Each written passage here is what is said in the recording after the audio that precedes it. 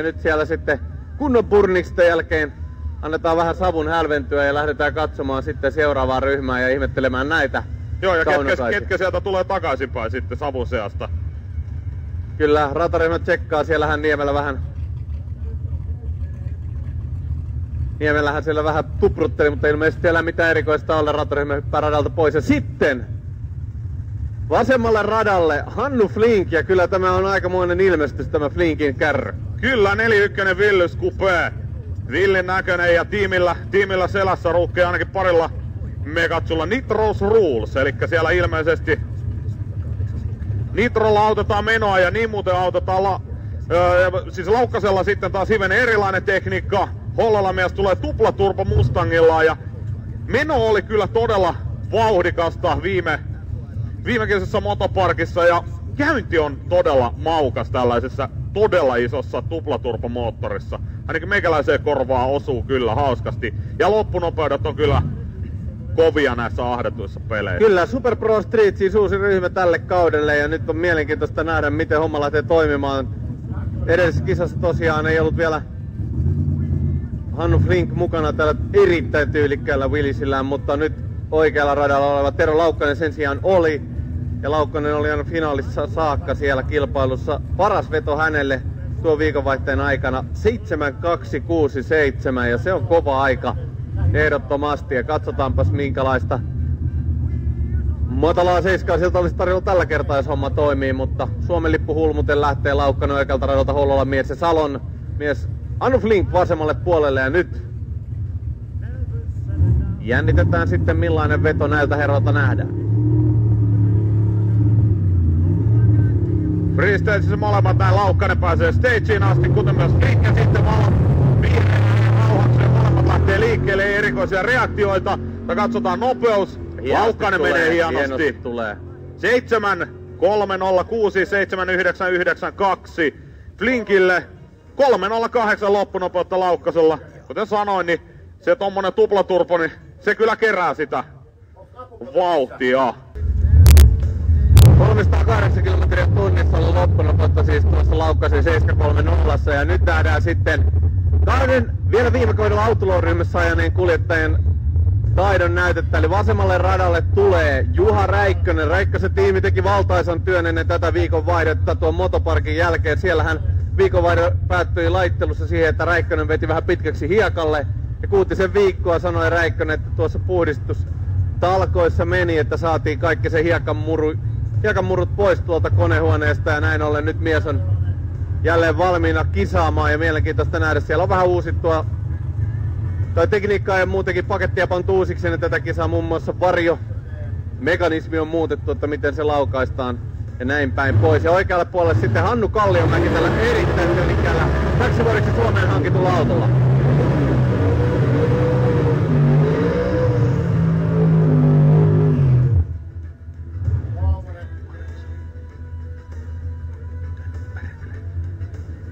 No niin, joo. Räikkönen todellakin motoparkissa pyöräytti maalin jälkeen siellä kovasta vauhdista auto ympäri, mutta vain niin kuin renkaillaan pyörähti ja meni sitten persus edellä hiekalle ja pakoputket kun loppuu tuohon heti moottorin jälkeen auto alle, niin haukkas sieltä hiekkaa sen verran paljon sisään, että 6 viikkoa kuulemma oli saanut jo harjalla ja imuroida ja lanailla sieltä hiekkaa ja sepeliä pois ja nyt ne toivottavasti kaikki on pois ja Räikkönen uudella innolla. Ja ilmeisesti siellä nimenomaan oli ongelma se, että varjot eivät auenneet, niin sitä mekanismia, sitä juttuja, niin lähdettiin hivenen muuttamaan.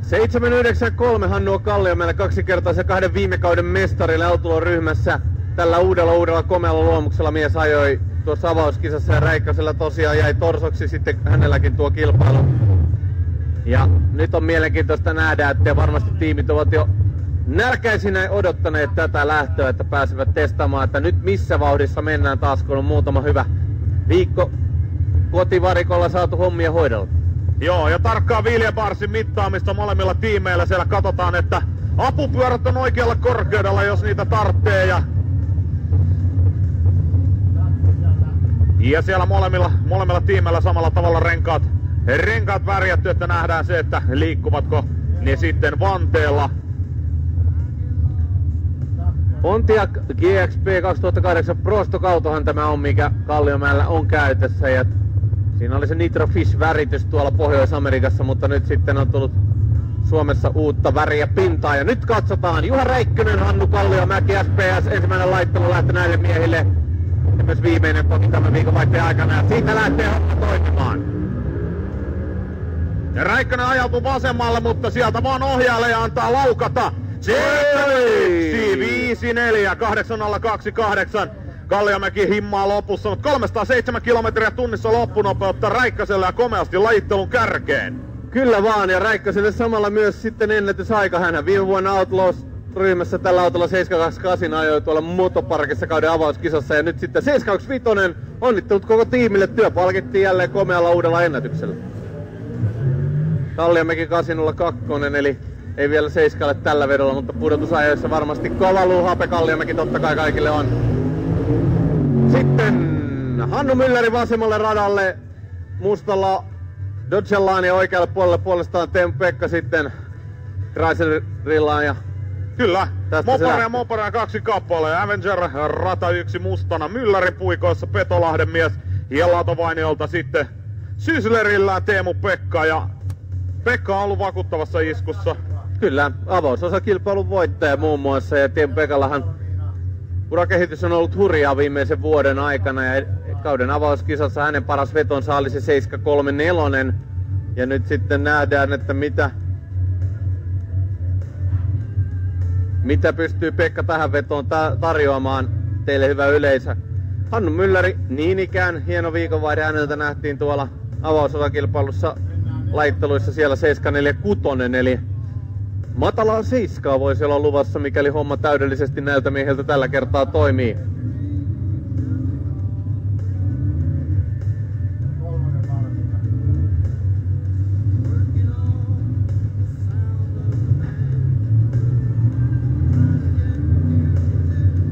Hannu Mylläri, Petolahti, Teemu-Pekka, Latovainio ja siitä lähtee sitten heidän laittelusuorituksensa seuraavaksi SPS-ryhmässä, jossa siis sinne 6-8 saadaan vetää, eikö näin se ollut? Ja siitä menee nätisti kumpikin taittaa matkaa. Mylläri vetää 7.29 ja 8.98 puolestaan Pekalla. Ja loppunopeus Myllärillä 315 kilometriä tunnissa. Siellä on kyllä niinku potentiaalia oikein huolella. Teemu-Pekalla tää ongelmia loppuun himmailee 194 loppunopeutta puolessa matkassa ja 205 ja 8980, mutta sieltä sitten vaan seuraavaa. Hieno homma. SPS-ryhmä ajavaa hautoa radalle, mutta siellähän nyt tulee sitten jo ihan pikkasen erinäköistä laitetta. Pro Stockia, Pro Modifiedia, suomalaista huippuosaamista, Sampsa Palos, Tommy Brander. Kyllä vaan, ja nämä herrat ajavat siis tämän viikonvaihteen tässä ryhmässä ja EM-viikonloppuna nämä kuljettajat ovat oman ryhmän matkassa EM-pisteistä. Vasen rata, Sampsa Palos Pro Stock-autollaan edellisen EM-osakilpailun Tierpissä ja kauden avaavan hänelle itselleen ajanut Palos pääsi aina semifinaaleihin asti kovassa seurassa siellä ruotsalaisten puristuksessa. Ja Tommy Brander ei hassupaa missään nimessä hänellekin Tierpissä, laittelu 10. erittäin suositussa ja erittäin kovatasoisessa ProMod-ryhmässä ja hänen paras aikansa Tierpissä oli se 6.20, kohan se nyt oli, minkä Tami siellä löi pöytään. Eli mielenkiintoista on nyt nähdä, mitä nämä hurjapäät saavat aikaiseksi, kun nyt vähän vierailevina tähtinä ottavat osaa sitten tähän ryhmään. 6.20 siis Tierpissä Tommy Branderin paras aika.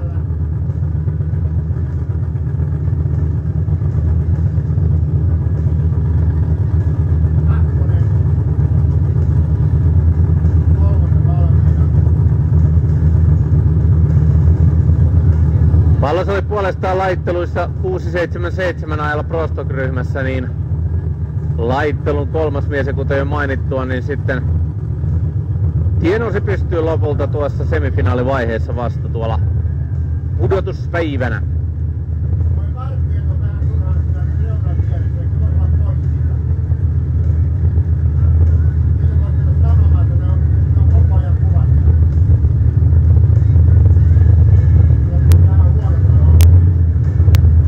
1.7.4 on se paras aika, mikä Palokselta on nähty. Pisteet suoritettu, nyt miehet vaan siihen speitsaukseen ja sitten nähdään vasen rata, Saksa Paloks oikea rata tai Brander. Katsotaan miten miehet purevat ja hyvin lähtee ainakin Brander. Paloksella on ongelmia ja Brander painaa sinne loppuun, ottaa kuitenkin iisisti hänkin. Liuuttelee 7-7 ajan itselleen loppujen lopuksi 60.1.11 hänelle ja Palokselle 1.04. Kyllä, vakuuttava lähtö molemmilta niin kuin alkuosaltaan ja sitten loppu himmalla. En tiedä onko tarkoituksenmukaista vai oliko se jotain ongelmia, mutta selvitellään vaikka niitä tuossa jossain välissä. Ja sitten, jos kuulet oikein viimeisenä SPS Solo. Ja tämä SPS Solo taitaa olla sitten Mikke Malmgren. Kyllä, uudestaan. Näin on. Auto vaihtuu, kuljettaja pysyy. Eli Prostock-autolla tulee omalla autollaan testailemaan Tommy Lundströmin OL-laite. Tuossa testaattiin ensin ja nyt tullaan sitten omalla Prostockerilla kokeilemaan. Ja mites on tällä kaudella Malmgren? Malmgren oli kierroksissa oman ryhmän laitteluissa. Itse asiassa viimeinen ei saanut sillä paljonhan häiritti Tierpissä tekemistä aika tavalla ja siellä ei saanut yhtään kunnon vetoa pöytään lyötyä, joten varmasti Malmgren kokenut Kettu haluaa nyt tähän hyvän vedon itselleen alleen, totta kai.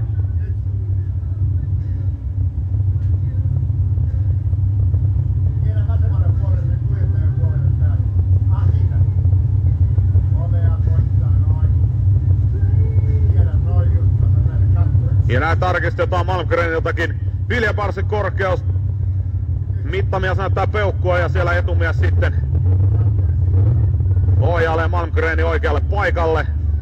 Malmgren on täällä radalla tottunut menestymään. Nitrot voitti 2010 ja jotainhan tästä herrasta kertoo se, että 2009 vuosi oli ainoa, kun hän on viimeisen 12 vuoden aikana TM-sarjassa mitalittaa. Eli aika kova on tuo rekordi, 3 kultaa, 3 hopeaa ja 3 pronssisijaa, joten se kertoo osittain siitä, kuinka kovasta tekijästä Ruotsin maalta nyt on kysymys, mutta alkukausi tietysti hänelle pettymys, 2 kisaa ja käytännössä pisteitä mennään.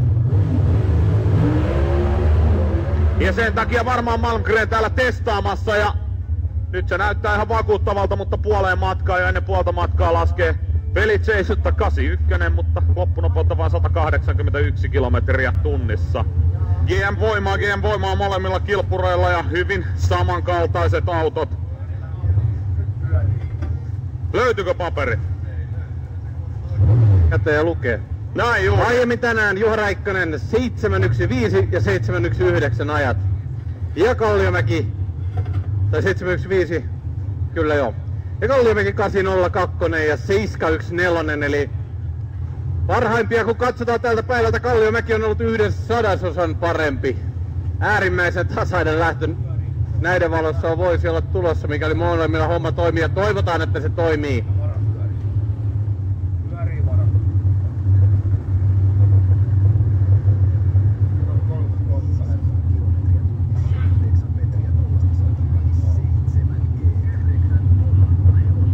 Ja tarkasti siellä stitsoutetaan tuohon tarpeeksi lähelle kuljettaja ja sen jälkeen kuljettaja hoitaa loput ja nyt nähdään mitä nämä 2 kovaa hurjapäätä viime vuonna jo toisiaan kohdanneet Outlawssa useammankin kerran. Miten tällä kertaa paremmin ratkaistaan Pre-Stagessa kumpi menee ensimmäisenä stageukseen? No, Kalliomäki näyttää sinne menelän ja Räikkönen on nyt stageannut ja nyt mennään. Räikkönen ottaa paremman lähdön siinä Kalliomäellä. Vaikeuksia sitten Kalliomäki ajautuu keskelle, hirvittävä. Lähtee piirtämään Räikkönen ja Kalliomäki menee lopussa sitten ohi. Nyt vaan katsotaan se, että pysyykö Kalliomäki radalla omalla kaistallaan. Käytiin todella lähellä Kyllä. keskiviivaa. Mutta Räikkönenkin kävi tuolla laidassa hyvin lähellä, eli kyllä oli aikamoinen lähtö siinä näiltä kahdelta. Alustavien tietojen mukaan Kalliomäki jatkaa ajalla 7.6.29. Hän nukkuu valoihin 40 huonommalta reaktiot kuin Räikkösellä. Mutta nyt odotellaan sitten, tuomaristo antaa virallisen päätöksen, mutta paljon oli nähtävää tuossa lähdössä, se on selvä. Ajat eivät silmiä hivelleet tietenkään enää sen tiimoilta, kun sen verran uiskenneltiin, mutta joka tapauksessa Kalliomäen nimi tuohon nyt lyödään semifinaalin ruutuun ja katsotaan sitten, jos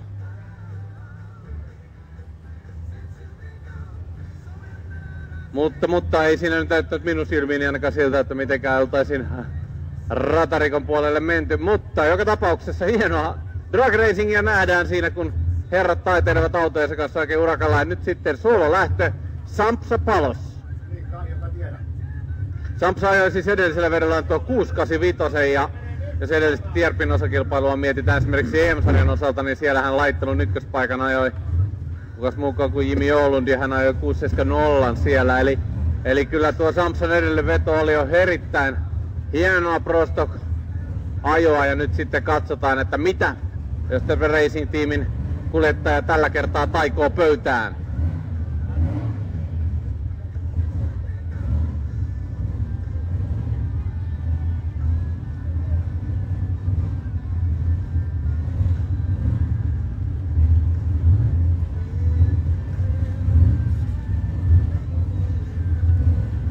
No niin, ja sitten on Palos valmiina lähtemään. 685 siis pöytään jo lyötynä aiemmin tänään, ja mitäköhän nyt tarjoltaisiin? Mentäisiinkö hieman siitä jopa alle sen? Pistetään Sampsa kilpuri vimpan päälle iskuun ensi viikonloppua odotellen. Ja nätisti irtoaa. 016 lamppu suoraan, lujaa menee. Mutta lopussa näyttää, että himmataan kyllä 211 lappunopeuksia. Ei menty loppuun asti täysiä, mutta 1.106 60 jalkainen ja 227 jo vauhtia puolessa matkassa, joten ihan näyttää iskussa olevan. Kyllä, ja Palos ottaa sitten Kallionmäen vanha tuttu kumppani tietysti Outlaw-ajolta hänelle, niin tuossa seuraavalla kierroksella kun semifinaalikerros ajetaan. Ja nyt on sitten seuraava Teemu-Pekka, Tami Brander, ja nyt nähdään sitten kaksi suomalaista kovaa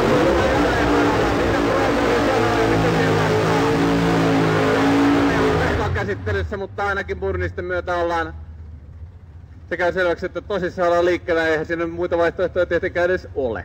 No ei sitä kannata lähteä silleen puolikaasulla ajamaan Super Pro Streetin pudotuskaavion ajoa, sillä todennäköisesti ei voita, mutta tietysti riskillä mennään toivoa, että toiselle tulee ongelmia, mutta Tami peruuttelee sieltä aikaisemmin oranssisävyisellä Camarollaan ja sitten punaisella Chrysler Le Baronilla tulee Teemu-Pekka ja ahdettua voimaa molemmilla. Teemu-Pekalla turboahtimia ja Tami Branderilla sitten mekaaninen ahdi ja metanolillahan Tami käyttää tuolta Pekan polttoaineesta, en ihan 100 varmuutta lähde sanomaan, niin en arvaa, mutta turboja siellä joka tapauksessa on. Sekin pitäisi jossain välissä ehtiä käydä, mutta tänään on menty kyllä sen verran tiuhaa tahtia, että ei ole paljon tarvinnut varikolla kierrellä kyselemässä tiimeiltä mitään, mutta tärkeintähän se on, että ajetaan eikä mennä varikolle kyselemään, että miten ajetaan. Edellisellä vedolla siis 779 Branderilta ja alkuhan oli siinä tahmea ja sen jälkeen loppunopeus kuitenkin hilattiin melkein 300 vielä. Ja Teemu-Pekka tämän viikon vaihteen paras edellisessä vedossa 778. Ja edellisen kilpailun Teemu-Pekka tosiaan voitti ja oli siellä parhaimmillaan siellä 73 vauhdissa lajitteluissa. Teemu-Pekka, Latovainio, Tami Brander, Kellokoski ja valmiina lähtö. Kumpi menee semifinaaliin ja sitä kautta myös finaali, koska odottaa. Pekalla ongelmia, Tami lähtee viikuroi hieman ja kyllä Tami antaa mennä. 274 kilometriä tunnissa loppunopeuttaa 7,395. Ja vielä on tähti, jos näin sanotaan. Eli siihen tulee Sampsa Palokselle nyt sitten soololähtö tähän finaaliin ja katsotaan mikä on Paloksen päätös tälle viikon lopulle. Ja parasta häneltä on nähty, tuossa edellisessä lähdössä nähtiin 7.811 329 kilometriä tunnissa, kun tämä Pro Stock-auto kiisi tuota rataa ja katsotaanpas mihin nyt sitten päästään.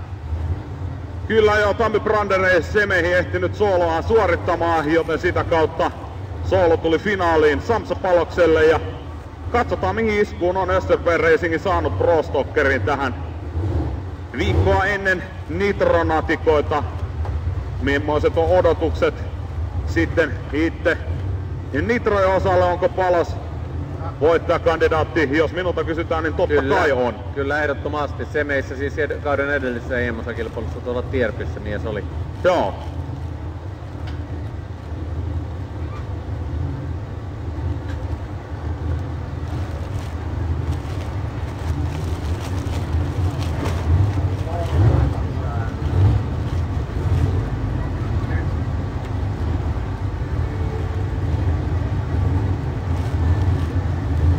Ja sitten Sampsa Palos. Vantaan hurjapää.